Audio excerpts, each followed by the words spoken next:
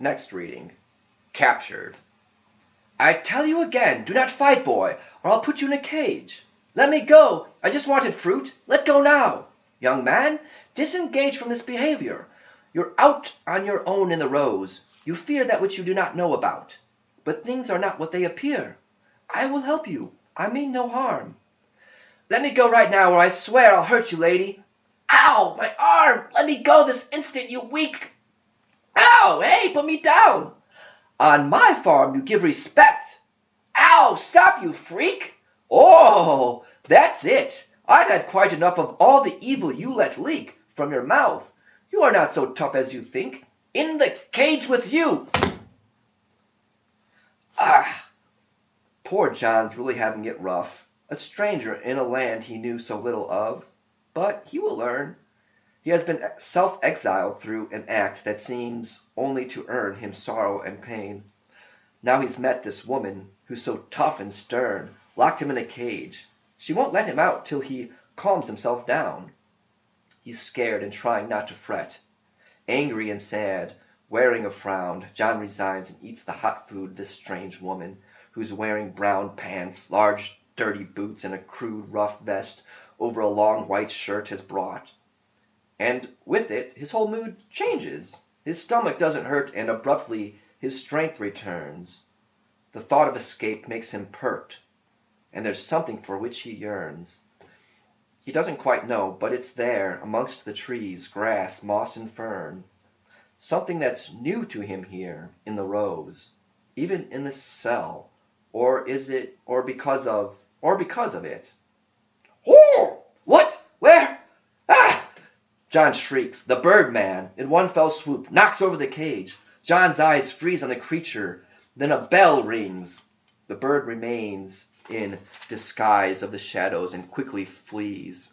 Again, John felt that his demise was at hand.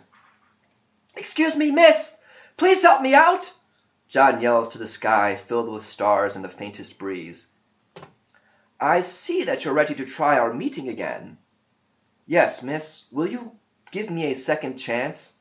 I am sorry. You've had quite a thrill these past few days. Come with me now, boy. We're going inside. You still look ill. Then you can tell me how you came to be here in the rose. What his memory will allow, John recalls. Everything he knows of his time here, and of before he lost his way. A runny nose and tear-filled eyes, red, swollen, pour tears along his nose, down his cheeks to his mouth and neck. His whole core shaking with his sobs as he seeks shelter on the lady's shoulder. As he rests there, a sweet sound speaks to him. Drawn softly from colder feelings, he listens. It's music. His dark fire is left to smolder before this sad melody, thick with emotion, lonely but warm. His mind is calmed, the blind panic dissolved. A calm in his dark storm. What is your name? Margreta. Yours? John. Well, John, you've improved your form since our first meeting. Yeah? The doors of your heart really broke open. It's hard to tell what the heart stores till the right key comes to fit in the lock. Yeah, I guess you're, right. Well, you allowed me to listen. You let me talk. You were contrite for your choice. Huh? You had remorse for chasing the boy. Your short sight and faulty judgment was the source of grief and ensuing demise. But I'm not faulty. No, of course you're not. It was the exercise of your choice. But don't give up hope. In the morning the sun will rise. You can freshen up with some soap and water and have a clean start. So you're saying there's still hope? John, yes. You have a good heart. Tomorrow you'll wake, bright and new, raring to play a brand new part in the crisp day ahead of you. Thank you, Margreta. Of course, dear.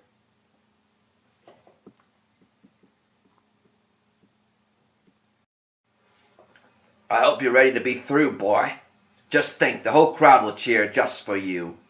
Don't have to think twice before you sell your death.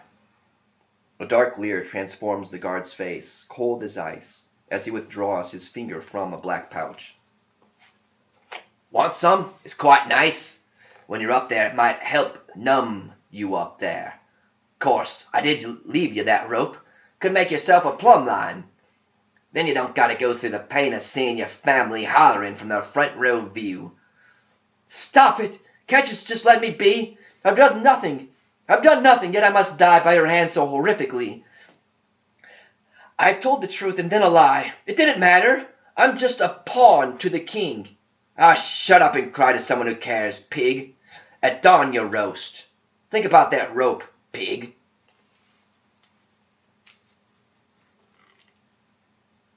Counselor? My king? Now that Tom's gone, I can finally move and rig my court with such like-minded men as yourself. We can start to dig out of this stagnant trench and win ourselves some land. Such high moral standards for a king serve to pin one down. I would be in peril, and my kingdom, were I not to protect my subjects from feral barbarians sneaking death through my gates and making themselves rich, evading my taxes. Excuse me. Well, I tell you, I am going to dig a ditch and bury them, and I expect this to go off without a hitch. My venture in this new prospect requires the total support of each and every subject.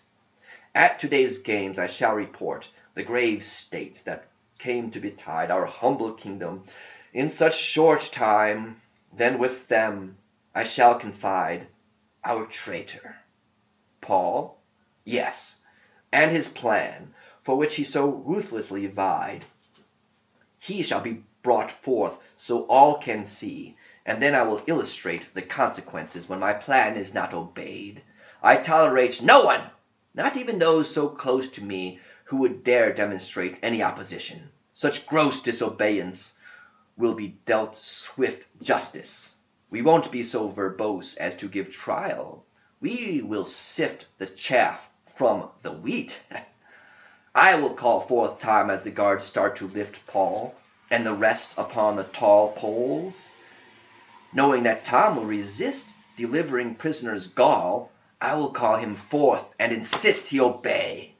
And when he refuses, I hang my head and beat my fist on my chest.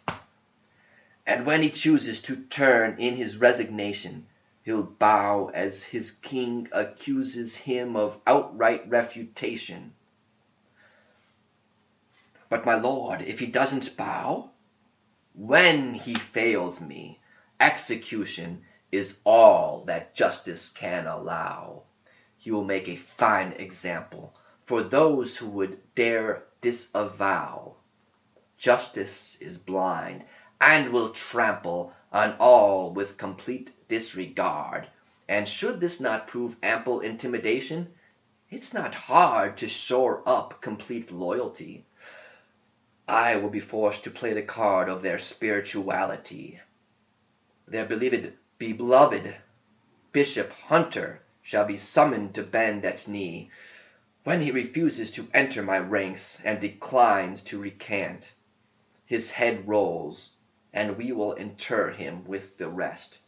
For he just can't keep his mouth shut on what he views as an evil, and so he'll rant his worthless drivel and bemuse the faceless, and they'll swoon and sway. Then they'll leave and completely lose the message, and be in their way to that which truly fascinates them, as it does every Sunday. The games night truly captivates their dim minds with the marvelous wonders that simply satiates their hunger for mysterious technologies of the ancient past. It fulfills their curious simple nature that's so vacant of the finer complexities of life. Their lives are transient. We supply them with the niceties for a life of comfort and ease. They toil in their industries, earn their wages and pay my fees. And what's best, Crumfell, at day's end, when they get down upon their knees, I am the reason why they bend and break their backs. They worship me.